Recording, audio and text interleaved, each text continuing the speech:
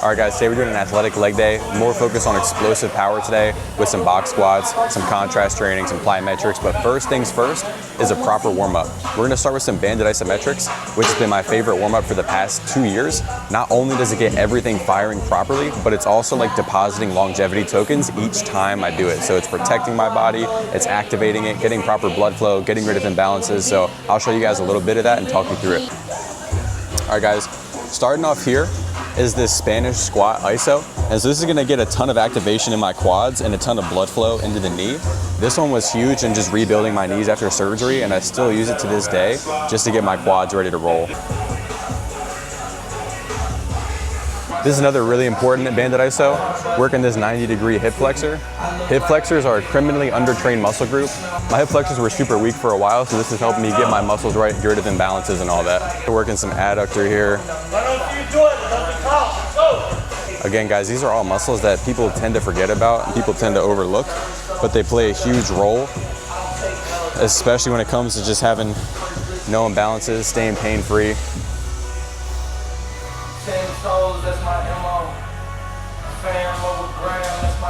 Can't forget about the feet and ankles. It's your first line of defense. I like working these 3-way banded calf raises for that.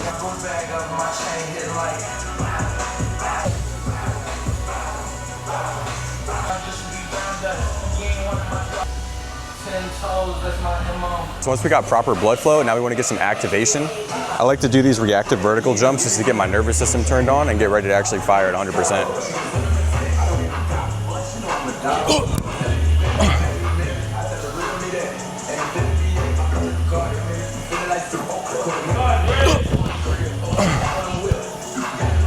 This just makes sure that my nervous system is actually ready to go full speed. You could do some pogos. But yeah, I like to do these just to get ready to head over to some box squats and really just be firing 100%. All right guys, so for the box squats, we're doing a tri-set.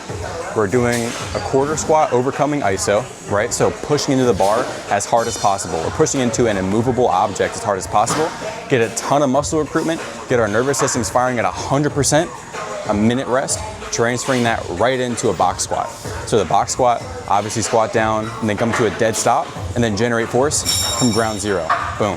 And then another minute rest. So we prime the whole body, then we start the potentiation process, the contrast training.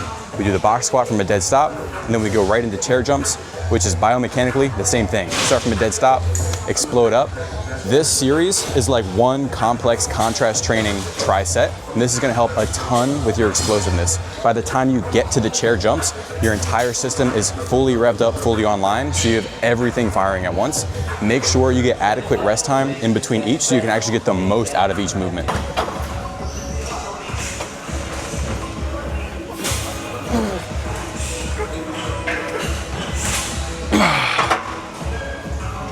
And the goal with that is to literally push through that as hard as humanly possible, like you're trying to break the bar. Again, this is gonna get all of your muscle fibers recruited and get your nervous system ready to go at 100 miles per hour. Now we can get into the box squats.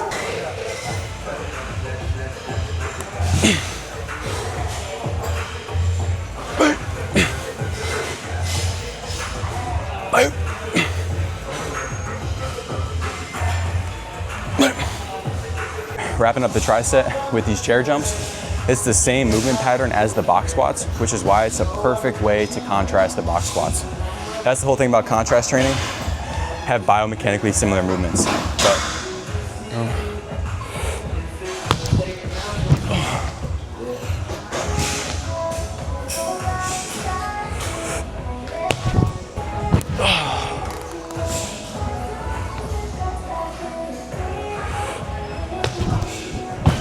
You'll notice that none of these are high reps. The overcoming isos for 5 seconds. We did just a couple reps of box squats, 3 reps of chair jumps, because more isn't better, better is better. We want fewer high quality reps to actually get the adaptations of power and explosiveness. So now that we're wrapped up with our first contrast set of the day, we can move on to the J-PAP jump squats. All right guys, doing some J-PAP jump squats here. This is one of my favorite contrast training sets. It's these jump squats here, and then we're gonna pair it with weightless just to prime our body and then be able to do the weightless ones with everything already recruited and just get more out of the weightless jumps. You'll notice that I'll start on my toes and kind of make it reactive and jump into it. And importantly, I'm not squatting all the way down to here on the squat jumps. I'm staying right here, because in real life, where we cut or we sprint or whenever we jump, we're never down here. We're always at like this 45-degree knee angle. So this is the knee angle we want to actually train with our jumps. Again, we want conservative rep counts, which is high quality reps.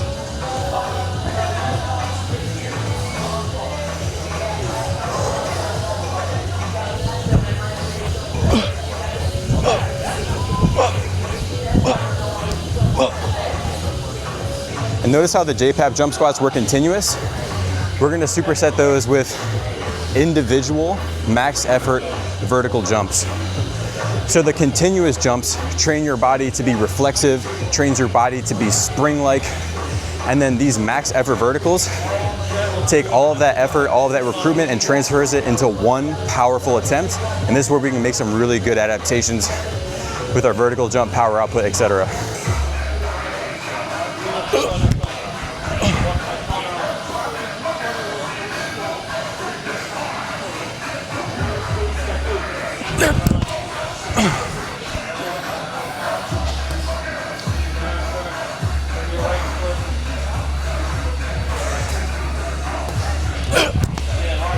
After a few sets of the JPAP jump squats and a few sets of the overcoming ISO, box squat, chair jump, my nervous system is fried and yours will be too. No need to continue jumping after this.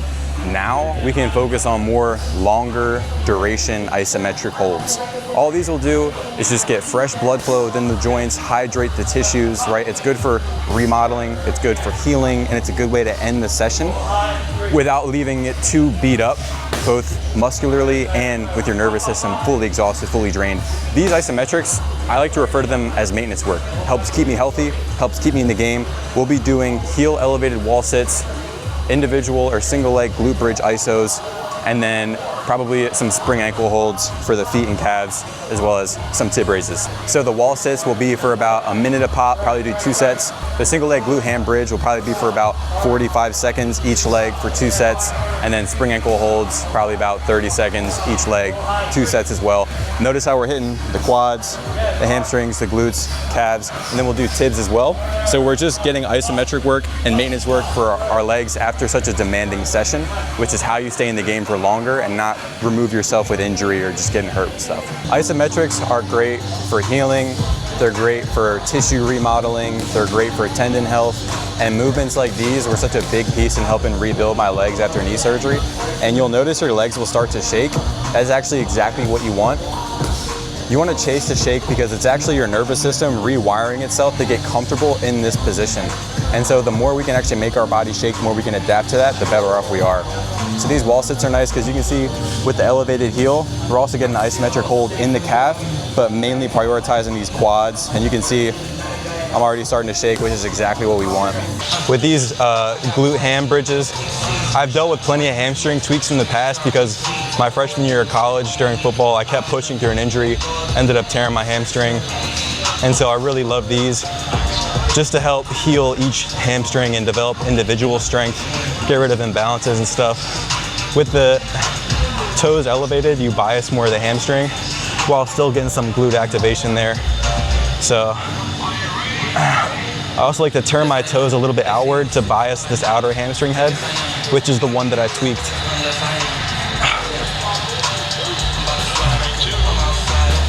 Get some tib raise isos.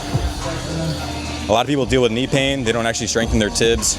A lot of people deal with shin splints, they don't work their tibs. It's super important you work both sides of your foot and ankle complex, your calf, soleus, Achilles, as well as tibialis. Helps to protect everything above, right? All of this stuff down here is your first line of defense. Want to make sure you're properly training it, especially when you're doing a ton of plyometrics and you're absorbing a lot of force. And you guys can see this spring ankle hold is strengthening my foot and ankle complex in this sport-specific position. Just like with the JPAP jump squats, we want to train positions that we're going to actually be in so that they transfer and they protect us when we need them the most. So this will wrap up the session. Do a couple more sets of these isometrics, maybe a little bit of core with some hanging leg raises, but the bulk of the work is just doing intelligently structured contrast training and supporting that, keeping your body healthy with isometrics. If you can master that, you'll have a super healthy and athletic body. Guys, that wraps up the athletic leg day. Super simple, nothing too complicated. When you understand the puzzle pieces, you can fill it in with whatever, right? So the overcoming iso box squat chair jump could have been an overcoming pull, then a power clean, and then a knee jump, right? The JPAP jump squats with the weightless jumps could have been weighted knee jumps, weightless knee jumps, or another plyometric, right? Isometric work could have been different movements, same muscle groups, right? I want you to understand that it's less about specifically what I'm doing and more about the framework and the philosophy behind it. That way you can take it and apply it to whatever it is that you need, because your body's needs are going to be different than mine and the next person. So if you guys haven't, check out my Instagram. I document pretty much everything on there on a daily basis. I'll put it in the description. Like, subscribe, the whole nine if you got some value from this video. Appreciate y'all for watching. Peace.